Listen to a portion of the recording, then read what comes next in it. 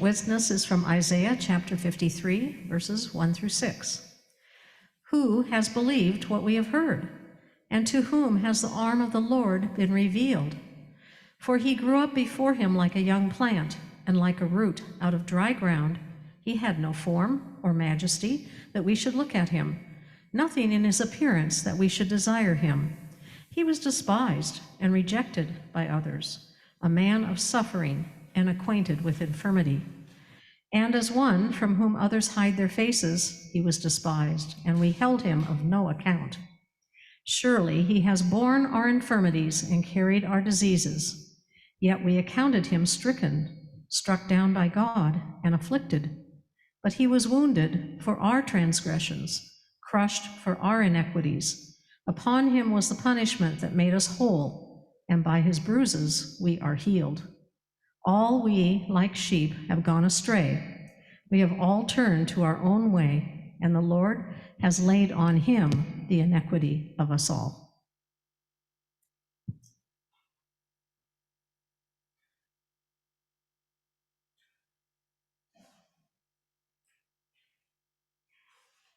And so we pray that through these ancient stories, generations past, and through our time here together, through our silence and our singing and our thinking, our listening, we pray that God may speak to us.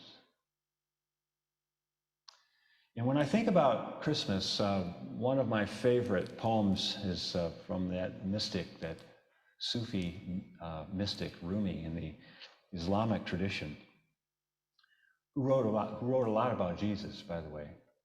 He said this.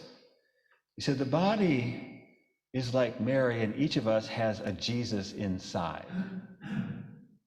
Who is not in labor, holy labor? Every creature is. See the value of true art when the earth or a soul is in the mood to create beauty, for the witness might then be for a moment, know beyond any doubt, God is really there within, so innocently drawing life from us with her umbilical universe, though also needing to be born. Yes, God also needs to be born. Birth from a hand's loving touch, birth from a song breathing life into this world. The body is like Mary, and each of us has a Christ within. And it seems to me that the whole point about Jesus's life and message is for us to awaken to this presence, this wisdom that is waiting to be realized. It's waiting to emerge, to be born, and to become flesh. And this morning, I thought what I would do is conclude this series of sermons that I started called Unexpected Encounters,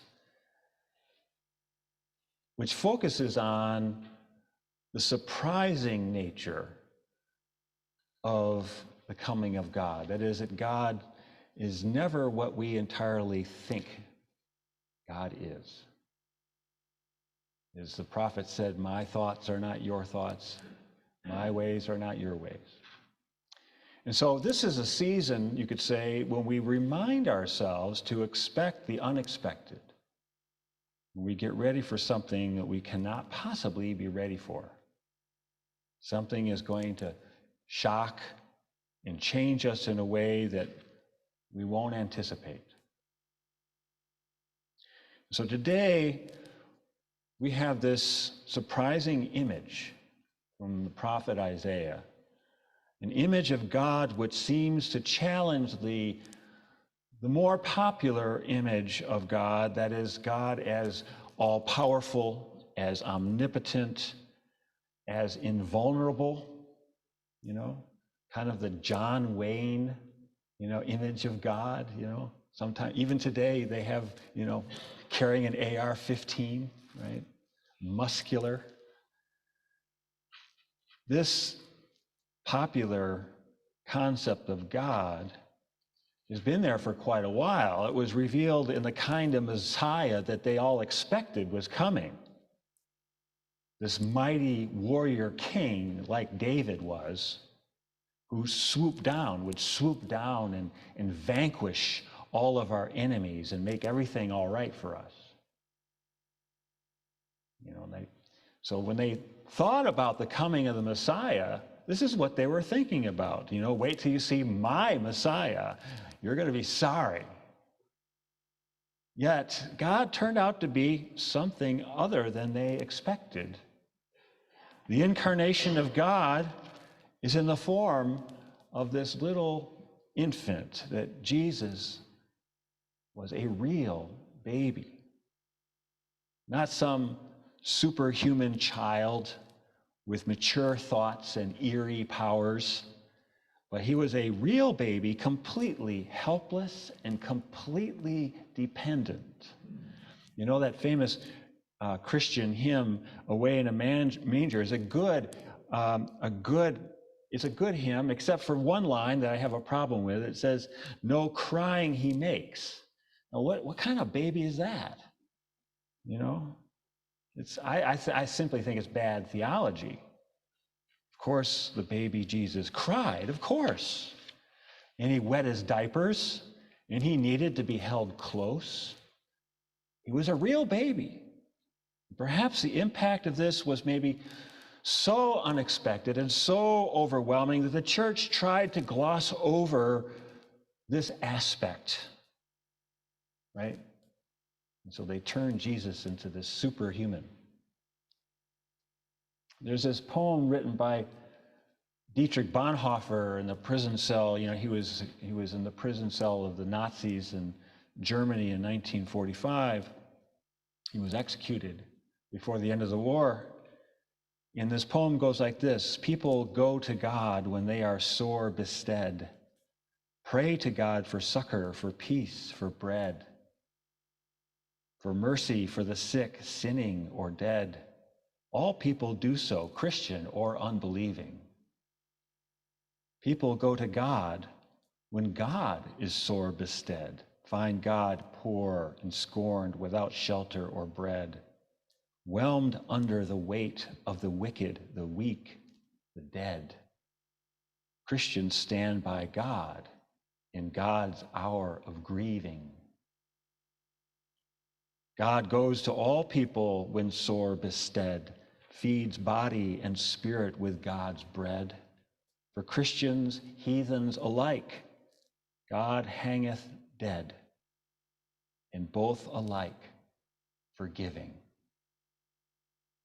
So this is that other image, an image which runs against that notion of this unchanging, controlling, awesomely powerful, predestinating planner.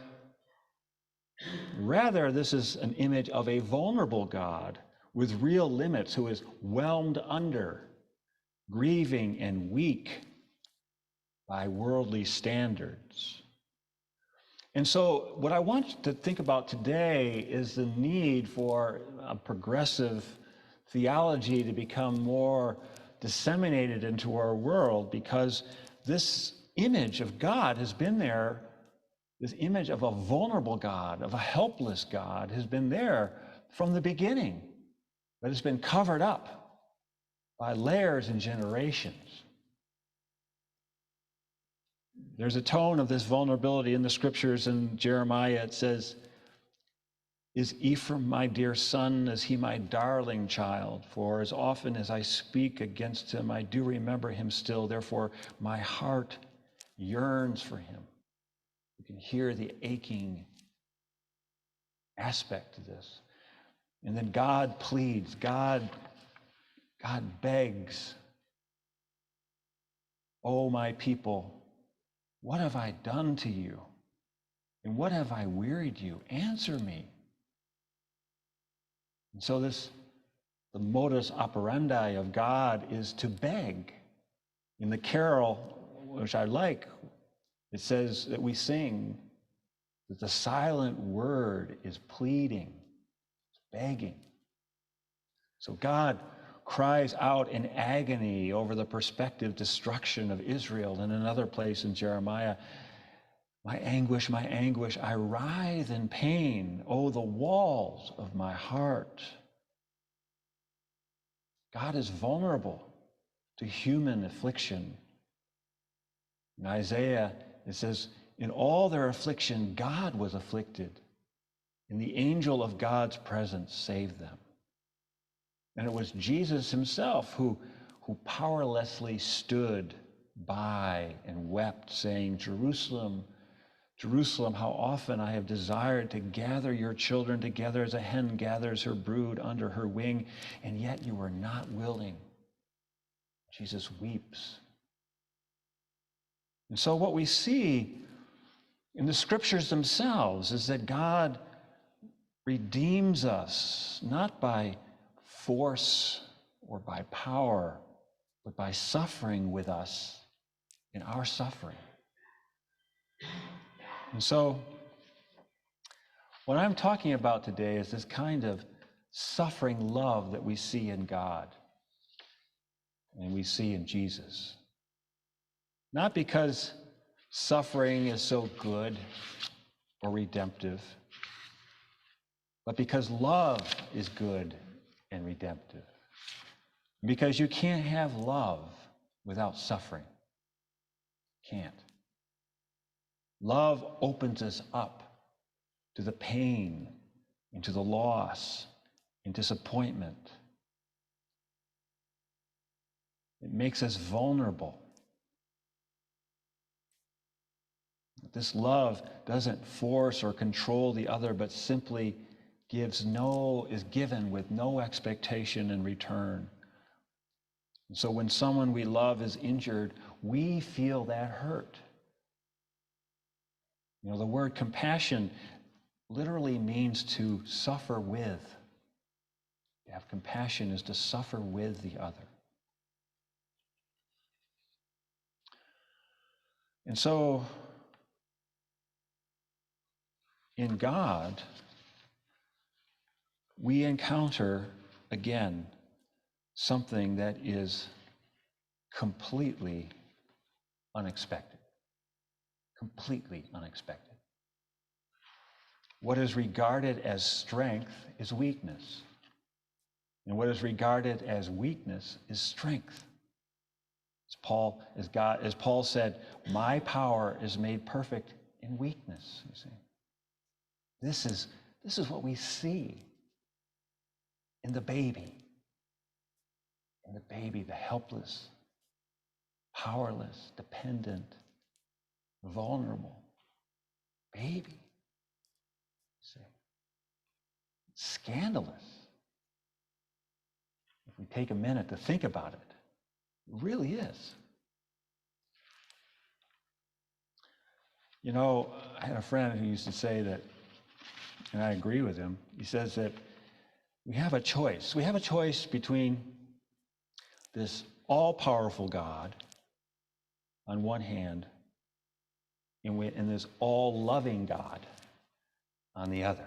And he says, every time, I'm going to choose the all-loving God. And I think that's what we see in the Christ, the all-loving God. And so, as a community, we maybe have a different message to ourselves and to the world. So we learn about strength and weakness. We learn about God in the baby Jesus, the infant, whose crying pierces the silent night. And God, like an infant, puts herself in our arms. Be gentle. Merry Christmas.